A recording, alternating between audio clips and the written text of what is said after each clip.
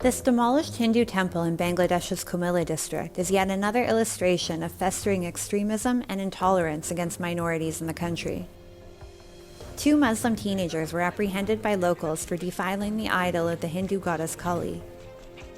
Police suspect that both the teenagers committed this act of vandalism at the urging of radical Islamic extremist groups in the region. Another ancient Kali temple was targeted a day after the attack in the Kumilla district.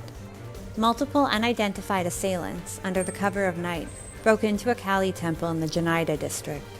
The idol of Kali was found broken into several pieces. Kali মন্দির যেটি রাতের অন্ধকারে কে বা কারা এটিকে ভাঙচুর করে তার মাথা দূর রাস্তায় নিয়ে গিয়ে অন্তত মন্দির থেকে 200 গজ দূরে রাস্তার উপরে রাখছে, যেটা আমরা যারা সনাতন ধর্মাবলম্বী আছি তাদের হৃদয়কে অত্যন্ত ব্যথিত করেছে।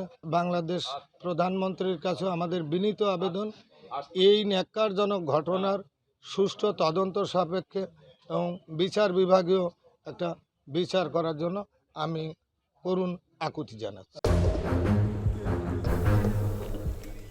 These 2 incidents are the latest in a string of attacks on the minority Hindu community and their places of worship last year after a fake news story of the desecration of the Islamic holy book, the Quran, in a Hindu puja pandal spread in the Kumilla district. More than 100 Hindu temples, festival locations, businesses, and houses were reportedly attacked after the incident, and there were 7 fatalities. Fake news traveled fast, and the after effects were all too real for these minorities in Bangladesh. The Hindu community has not been the only minority group in the country to be under threat either. A Buddhist monastery in the southwest part of the nation was also burned down.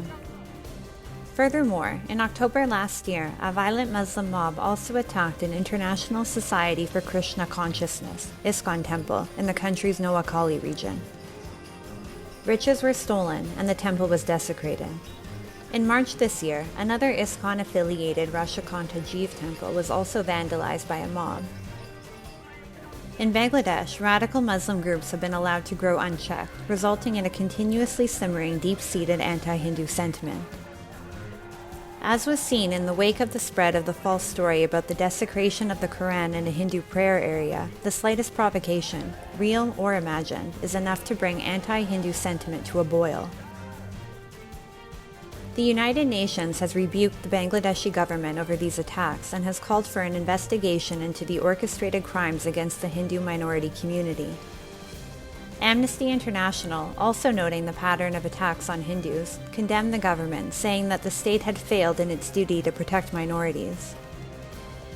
The world should take account of these atrocities which are being carried out and try to crack down on these kinds of activities in order that the peaceful and the friendly people of Bangladesh could lead a life with dignity, including the minorities. Several independent research groups found that social media was used as an effective tool to spread hatred against minorities in Bangladesh.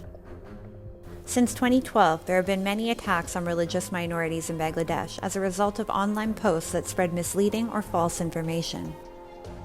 There has been a clear pattern to these attacks. A rumor is sparked that members of a minority group have disparaged Islam, and then this rumor is spread swiftly online.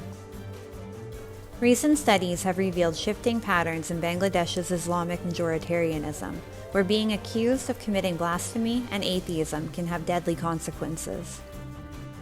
For example, violent Islamists have murdered atheist bloggers, and a number of so-called blasphemous authors, cartoonists, publishers, and bloggers have been forced to reside in exile.